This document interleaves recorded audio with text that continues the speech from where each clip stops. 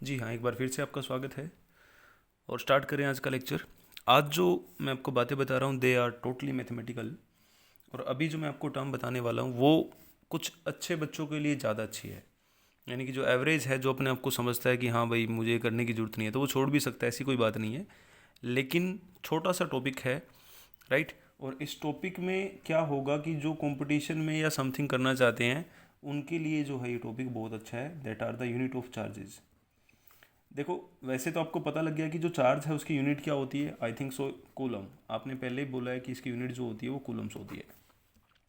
लेकिन इसके अलावा भी इसकी कुछ यूनिट हैं जो बड़ी यूनिट कहलाती हैं। आई मीन टू से बिगर यूनिट हैं।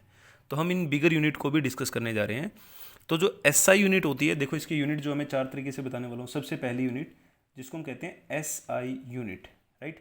तो एस आई यूनिट जो है आपको पता है वो क्या है, कूलम। ये आपको हमेशा याद रखना है जब भी कोई एग्जामिनर आपसे पूछता है या नॉर्मल न्यूमेरिकल आप करते हो, तो एस आई यूनिट क्या कहलाएगी, इसकी कूलम कहलाएगी, राइट। इसमें आपको किसी तरह का कोई भी कन्फ्यूजन नहीं होना चाहिए, ठीक।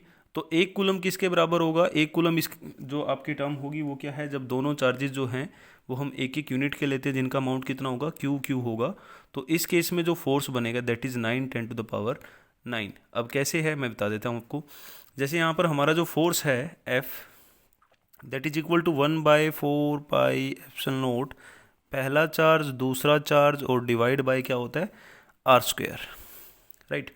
अब इसमें जो होगा दोनों चार्ज सेम अमाउंट के होने चाहिए, यानी कि जितनी वैल्यू Q1 की होगी उतनी वैल्यू Q2 की होगी और उतना ही Q के बराबर। यानी कि दोनों की वैल्यू क्या है, Q है। ये भी Q के बराबर है और ये भी Q के बराबर है, राइट। और इन दोनों के बीच की जो दूरी होगी वो R जिसको आप कहते हो वो होनी चाहिए 1। तो जब ऐसा होता है तो रिजल्ट जो आता है वो क्या होगा, देखो भाई, फोर्स जो होगा आपका वो होगा 9 × 10⁹ कैसे होगा देखते हैं। के की वैल्यू कितनी होती है, 9 × 10⁹। हाँ जी, पहला चार्ज कितना है Q, दूसरा चार्ज कितना है Q, डिवाइड बाय कितना है 1। यहाँ तक कोई डाउट। तो यहाँ पर हमारी जो Q² की वैल्यू आ रही है वो किसके बराबर आ रही है, इन टर्म्स को अगर आप काट दो तो +-1 के बराबर आ रही है। अगर हम सिर्फ Q निकालते हैं, इसको अगर उधर लेके जाते हैं तो रूट में वैल्यू आएगी। यानी कि जो Q है आपका वो क्या बनता है, दैट इज इक्वल टू +-1। तो ये इसकी चार्ज की एक यूनिट होती है। तो 1 कूलम जो चार्ज होता है वो क्या है, जब दोनों चार्जेस के बीच डिस्टेंस कितना हो, 1 मीटर का हो, राइट। और जो फोर्स है वो किसके बराबर बने, 9 × 10⁹ के बराबर बने। तो फिर हम इस टर्म को क्या कह सकते हैं, 1 कूलम, ठीक है। तो ये हमारा एक 1 कूलम का यूनिट है। यानी कि 1 कूलम जब भी होगा तो फोर्स कितना लगेगा, 9 × 10⁹ न्यूटन का फोर्स होगा, जितना कि यहाँ पर था। अब वो फोर्स भी निकाल सकते हो, सिंपल है बिल्कुल। यहाँ से अगर हम इन टर्म को इधर उधर लेके जाते तो 9 × 10⁹ ही बचेगा, राइट। अब दूसरी जो यूनिट है आपकी, that are your second unit is known as CGS unit. क्या नाम होगा, CGS यूनिट। अब जो CGS यूनिट होती है वो एक अलग तरह की यूनिट है। इसमें क्या होगा, दोनों चार्ज जो हैं, देखो यही फॉर्मूला है, F is equal to 1/4πε0 Q1 Q2/r²। अब जो Q1 है वो किसके बराबर होगा, Q2 के बराबर होगा और किसके बराबर होगा, Q के, राइट। अब जो इनका R होगा दैट इज, यहाँ पे 1 मीटर था ना, यहाँ पर आएगा 1 सेंटीमीटर। अब जो R है वो कितना लेना है आपको, 1 सेंटीमीटर का लेना है। सो यहाँ से जो फोर्स की यूनिट आएगी वो न्यूटन नहीं आएगी, अब क्या आएगी, डायन आएगी। क्योंकि आपको पहले पता है कि CGS हम 11th में पढ़ चुके हैं। ये हमारा न्यूटन की वैल्यू था, ये हमारा डायन में वैल्यू रहेगा, राइट। तो यहाँ से जो इसकी यूनिट बनती है उस यूनिट को हम कहते हैं स्टैट कूलम। क्या कहते हैं, स्टैट कूलम। यानी कि जो CGS यूनिट होती है उसका नाम क्या हुआ, स्टैट कूलम,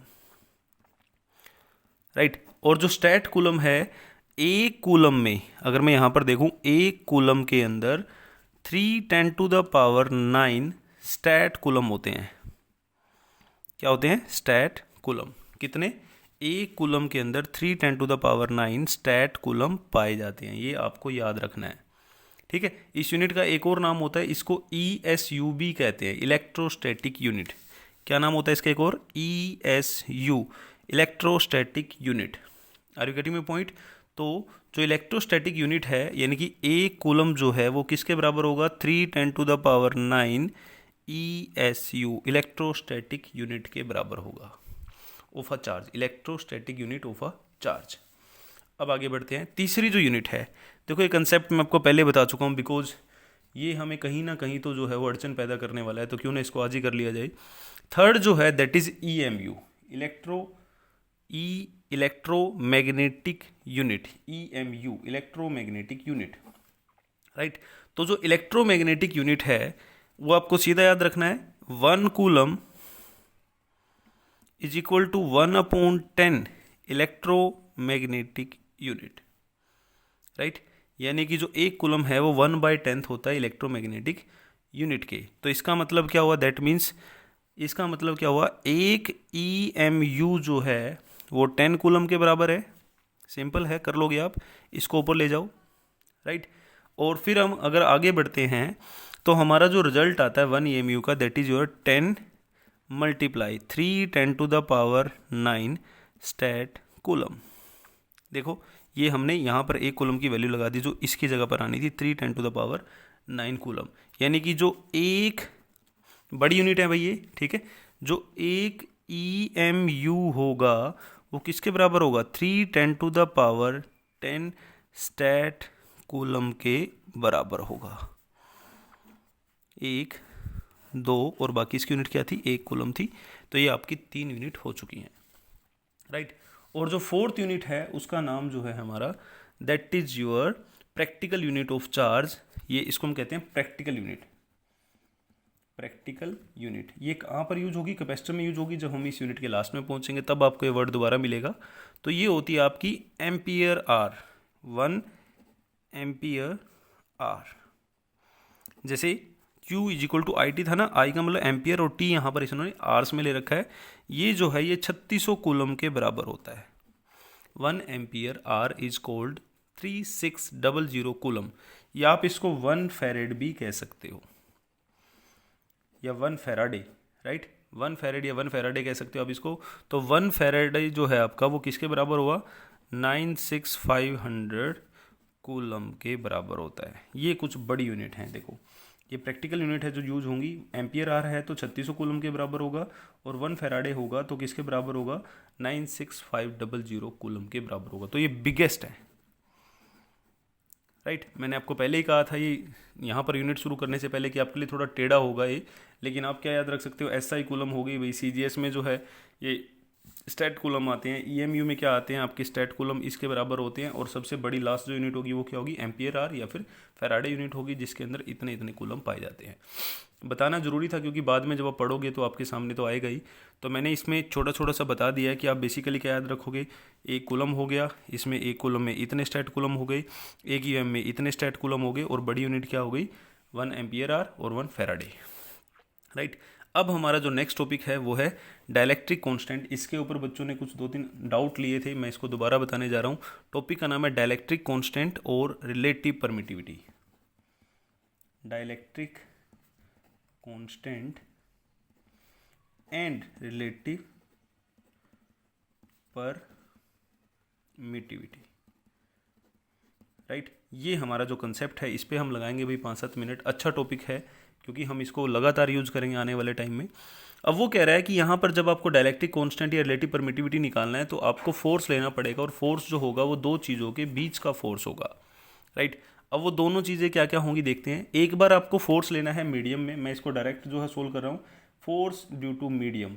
तो मीडियम का मतलब क्या, जब दोनों चार्ज जो हैं या तो एयर में रखे हैं या पेपर पे रखे हैं, कहीं पर भी रखे हैं, तो क्या बनेगा, 1/4πε0, पहला चार्ज Q1 दूसरा चार्ज Q2 अपॉन r²। ये एक्सप्रेशन आपको पता है, तो that is the first equation. अब हम इस इक्वेशन को किस में लेते हैं, वैक्यूम में लेते हैं। तो वैक्यूम में क्या बनेगा, 1/4πε0 Q1 Q2 अपॉन r²। ये हमारी सेकंड हो जाती है। देखो दिखने में दोनों सेम है, तो आप कहोगे सर मीडियम में वैक्यूम में क्या फ़र्क है। अब मैं आपके सामने बता रहा हूँ ध्यान से। नोट देखो हल्का सा फर्क करना आपको। नोट सिर्फ वैक्यूम में आता है, और यहाँ पर नोट कभी भी नहीं आता, यानी कि मीडियम में कभी भी नोट नहीं आएगा। किस में आना है, सिर्फ वैक्यूम में। तो वैक्यूम के लिए नोट रहेगा और मीडियम के लिए नोट नहीं रहेगा। अब आपको पता लग गया होगा कि दोनों में डिफरेंस क्या है, राइट। अब आप क्या करोगे, डिवाइड करोगे 2/1, यानी कि इक्वेशन नंबर सेकंड को फर्स्ट से डिवाइड करोगे तो क्या बनेगा, F vacuum divide by F medium is equal to, हाँ जी क्या बनने वाला है, 1/4πε0 पहला Q1 Q2 upon r² divides by 1/4 pi epsilon naught, sorry it's not a epsilon naught, Q1 Q2 upon R square. This will be cancel out, this will be cancel out. So हमारा जो result बनता है वो क्या बनता है, F vacuum divide by F medium is equal to E upon E naught. ये term आपके ऊपर चली जाएगी और यहाँ पर इक्वल टू ई आर. देखो आपने ये क्वेश्चन किया था कि ये ई आर क्या है. अब जो ये ई आर है ये क्या है, हमारा रिलेटिव परमिटिविटी है. इसके अलावा आप इसको क्या लिख सकते हो, E upon E naught is equal to K भी लिख सकते हो. K is also a constant for dielectric या रिलेटिव परमिटिविटी. तो होप सो आपको पता लग गया हो कि रिलेटिव परमिटिविटी क्या है, right. This is the ratio of charge placed in a medium to the charge placed in a vacuum, right. Video काफ़ी लॉन्ग हो गई है, अगली वीडियो में बताता हूँ और